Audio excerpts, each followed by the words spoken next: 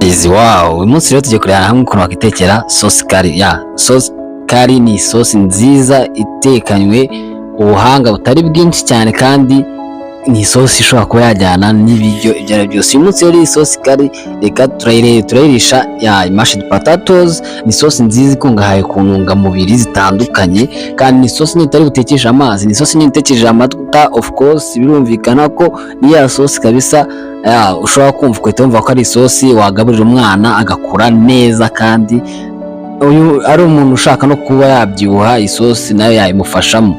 Ni sauce nziza kandi sauce iteye apeti. Ni sauce iteye apeti nk'uri kuyibona. Wowe uri mushyashya rero ngo uhaye ikaze nka Chef Alex, ngo uhaye ikaze kandi wumve wisanga. Wereba ahantu handitse hepfo subscribe, kandi kuri subscribe kugira ujye ubona video zanjye mu bantu ba mbere.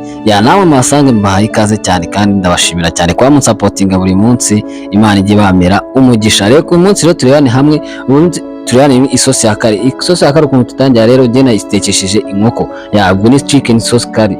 Sauce curry rero ya chicken abantu ukabaga inkoko nyine yawe. Ngiye inkoko yanjye irimo ice, yo mpamvu niri kungora.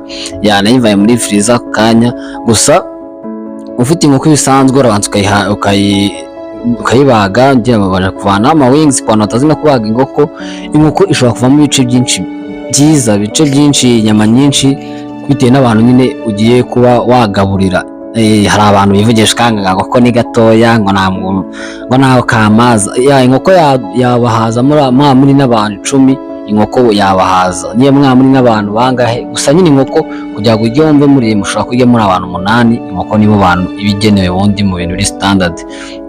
Then inkoko ushobora kuyigabanya mu bice byinshi nkuko ubona ko ivuyemo inyama nyinshi zishoboka. Abantu batazi kubaga inkoko babivuje ko ari ntoya rwose, ndabahumurije. Rero iyo maze kuyibaga inkoko njye nakoze icyo bita marination yanjye. Nta kintu ntabwo nakoresheje ibintu byatanje, nakoresheje imunyu na black pepper n'amavuta, ndabivanga. Ubu nimba nyishyize ku ruhande kugira ngo bya birungo byanjye byinjiremo, ya pepper yinjiremo, wa munyu winjiremo, munyazanjye mba mbiteretse ku ruhande ndabikavaringa. Ubundi nzandika igitunguru gikazutuntu kudukibe kugira ngo taza nyine kugaragara nabi cyane nabitetse isosi. Then ntankata n'inyanya. Izi nyanya rero ngiye kuziblendinga.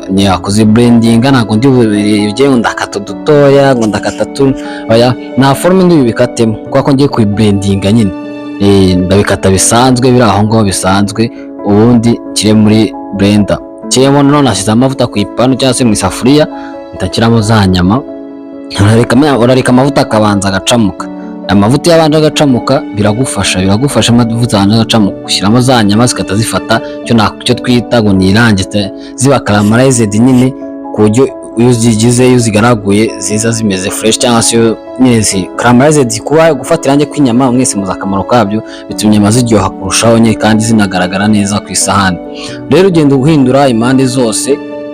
Ngiye agasafuriya kanjye ko kanashaje zari zatangiye gufata munsi, ariko inshallah ari gihe bizakunda tukagura indi safuriya nshyashya imeze neza. Mu gihe rero ziri ku ziko, njye nahise nishyiriraho, nahise mfata bya birayi natogosheje gusa. Nabitogosheje gusa, ikintu nashyizemo cyonyine ni umunyu. Nuko bitogosa gusa ubundi ugashyiramo umunyu. Then nurindire ngo bishye cyane ngo bisaye bigashya mu rugero nyine, ubundi ukabivanaho ukabinomba. Hano nta kantu nombesha nakabuze, ntombesha umwiko. Nako nyine ndi mu kazi nshaka kugera bwatereka niyo ngoze nereka akantu nereke abakunzi ba Chef Alex ese uyu munsi yariye gute, cyangwa se nawe byanakwinspira ukababona wabona igitekerezo ukuntu utaho uzajya. Ikintu rero iyo mashed potato ubona nyine ibirayi bisa nk'ibikomeye, ibirayi ari amafufu, ubona bisa nk'ibikomeye, ikintu cya mbere ukora wongeramo amata. Wongera amata, cyangwa se ugafata butter ukayishyira ku gapano igasa nk'iyenga. Ubundi ugafata nka garlic cyangwa tungurusumu ukayishyiramo, ukasa nk'ukarangamo tungurusumu gake nishirira. Ubundi ukatubimena muri iyi mashed, ukamashinga unavanga. Iki kirayi cyiza kiryoshye byakataraboneka. Then ako utanafite ibyo ngibyo wakurashyiramo amata gusa kugira ngo bise nk'ibyorohamo, kugira uze kubigemeze fresh. Cya gitunguru cyanjye urabona ko nyine inyama zafashije gufata irangi. Ngiye nitamenamo cya gitunguru cyanjye. Iki gitunguru urana ukuntu ari dutoya, aba ari twiza. Ujye ukora isosi ukoresha utuntu dutoya kugira ngo utaza mu isosi yawe ujye wagira ngo ni nk'ururagara rurimo, kandi ari gitunguru ukagira ngo ni nk'ikindi kintu kandi ari gitunguru. Wowe ukoresha utuntu dutoya tw'udukibe aba ari two twiza, then ukagenda ugaragura gake gake ugaragura kugira ngo ibintu byawe bibashe bize guhura neza nyine.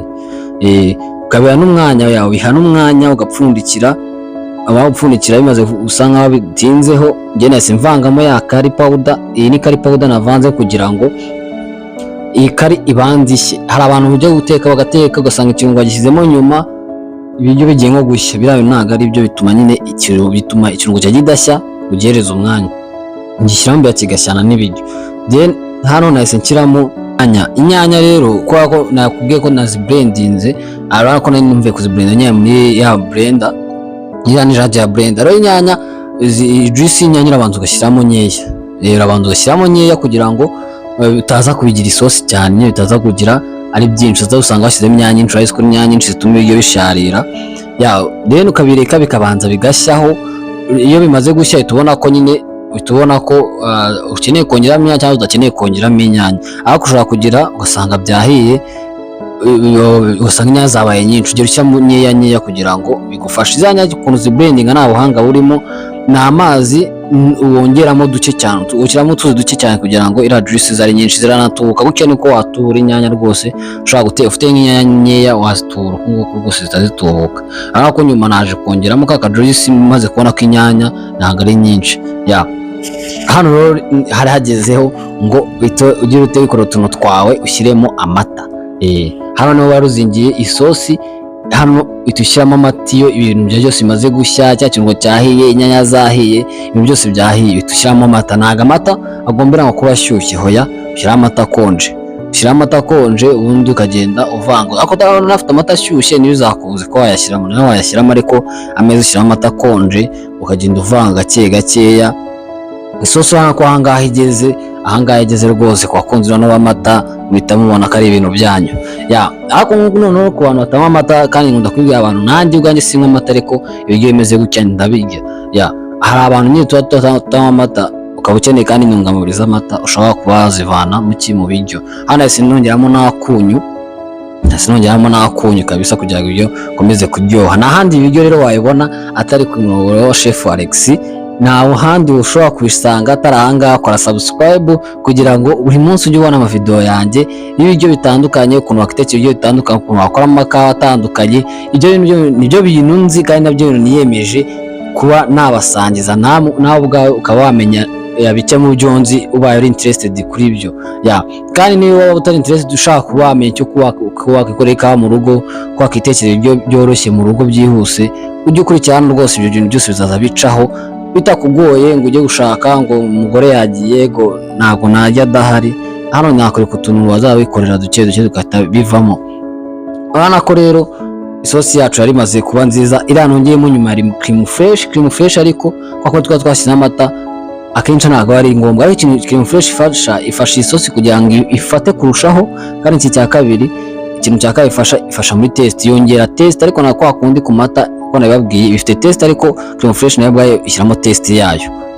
Urabona ko rero hano isosi yari ibaye neza, ko n'isura yasinduka ugishyiramo cream fresh wari nziza. Ariko ku bantu badashaka kubyibuha cyane bajya bikoreshereza amata gusa. Cream fresh iba irimo protein nyinshi, amafati menshi. Niyo mpamvu ku bantu baterura n'ibyuma nabagira inama yo kuzaza mu bya cream fresh, aho kugira ngo mujye gura ziriya protein zo mu maduka. Cream fresh yazagufasha kuba wagira umubiri wifuza. So urabona ko rero cya kirayi cyane nacyo nahise niyegereza. Mpamvu narashyize mu kariya container nuko nyine ngewe ibirayi urumva ibiryo mba nabitetse ndi umwe, kandi nshobora kuba bitaza gushira nkahita mbishyira muri firigo. Niyo mpamvu mba nashyize muri kariya container. Ndavuga ati reka muri utuntu twanjye ncamo akantu kako hagati mu birayi, ariko natwe twari tubigenza kera, ukadufata umuceri ugahita ucamo ako ugahita ushyiramo ifiriti ugahita urenzaho kugira ngo bataza kuvuga ngo hari ifiriti nyinshi. Hariya nuko nabo bigenza, ufata nyine akantu ugahita ujya gutesitinga. Hano twahise tutesitinga, nanjye gutesitinga ngo mbumvire ukuntu bimeze. Gusa ibi biryo biraryoshye. Wowe utarakora subscribe nyamuneka, amasapoti yawe ndagikeneye, kandi muri comment ntukazazuburamo ngo umbwire igitekerezo ufite, ese nibihe biryo ubona nazakwereka ubutaha, cyangwa se n'iki kintu washimye muri video yanjye kugira ngo nzabashe gukomerezaho iyo quality uba wambonanye ntizahinduke. Murakoze cyane rero, kandi muri abantu b'agaciro cyane. Ciao, thank you.